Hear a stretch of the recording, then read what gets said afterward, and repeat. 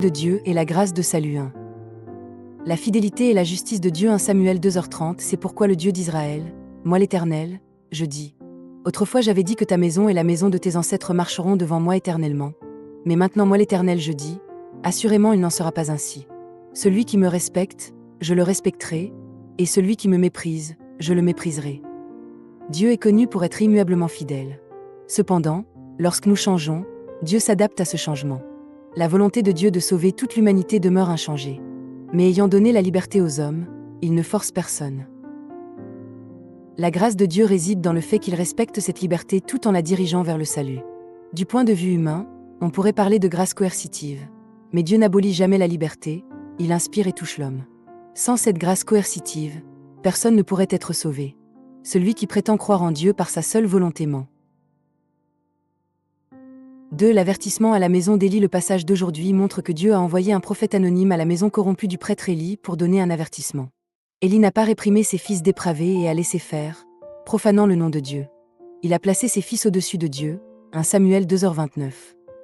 Dieu avait promis à la maison d'Aaron la prêtrise éternelle, Exode 27, 21, et ce serment fut renouvelé avec Phiné, descendant d'Aaron, Nombre 25, 12.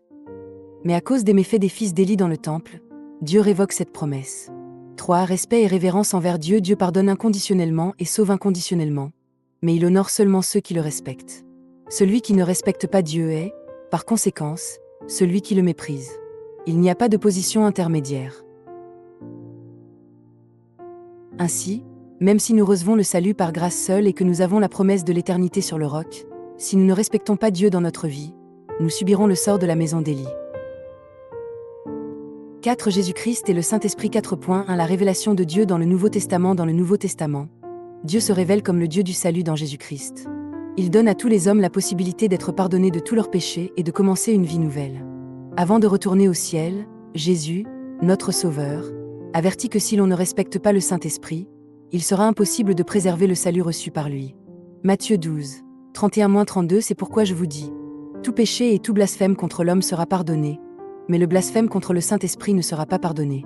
Quiconque parle contre le Fils de l'homme sera pardonné, mais quiconque parle contre le Saint-Esprit ne sera pardonné ni dans ce monde ni dans le monde à venir.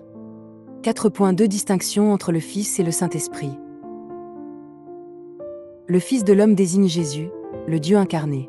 Jésus distingue clairement le Fils et le Saint-Esprit, et décrit le Saint-Esprit comme une personne pouvant être méprisée ou insultée. Le Saint-Esprit n'est pas une énergie divine impersonnelle, mais Dieu avec une personnalité distincte. Nous l'interprétons souvent à tort comme une force, parce que nous ne comprenons pas ses paroles ni sa volonté.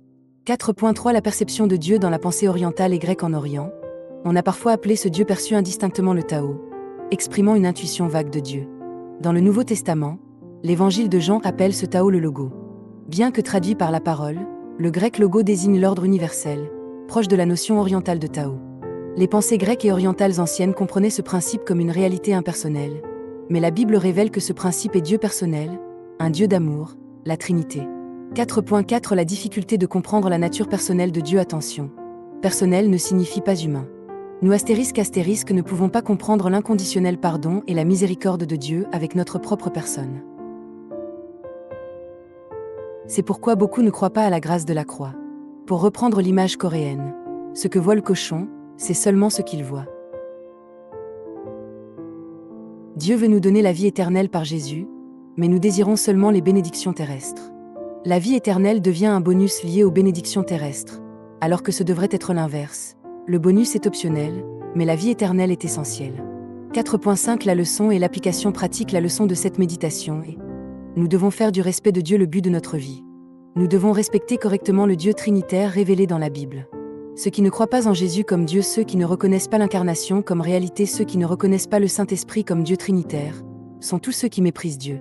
Ils ne recevront pas le respect de Dieu et ne pourront pas garder le salut, le don de Dieu. Mais la promesse de Dieu ne change pas.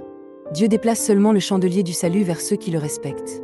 Apocalypse 2:5. Souviens-toi donc d'où tu es tombé, repens-toi et fais les premières œuvres. Sinon, je viendrai et je déplacerai ton chandelier de sa place. L'œuvre de Paul auprès des païens a traversé 2000 ans passés par l'Europe, l'Amérique, et est arrivée en Corée. Après l'ère des Lumières, Les églises européennes dominées par une civilisation idolâtrant la raison humaine ont vu leurs chandeliers transférés aux États-Unis, puis les missionnaires américains l'ont porté en Corée pendant l'occupation japonaise. Le Saint-Esprit a fait en sorte que ces chandeliers deviennent des témoins. 4.6 Respect de Dieu et responsabilité de l'Église pour préserver ce chandelier et transmettre sa lumière aux nations. Il faut commencer par respecter Dieu. La plus grande faiblesse de l'Église coréenne est la tendance à vénérer les dirigeants religieux sous l'influence du confucianisme, reproduisant l'erreur d'Élie qui plaçait ses fils au-dessus de Dieu. Nous ne devons ni ignorer les pasteurs, ni les élever au-dessus des croyants. Nous devons chanter la gloire de Dieu, et vraiment vivre selon nos chants, priant au nom de Jésus. Alléluia, Amen.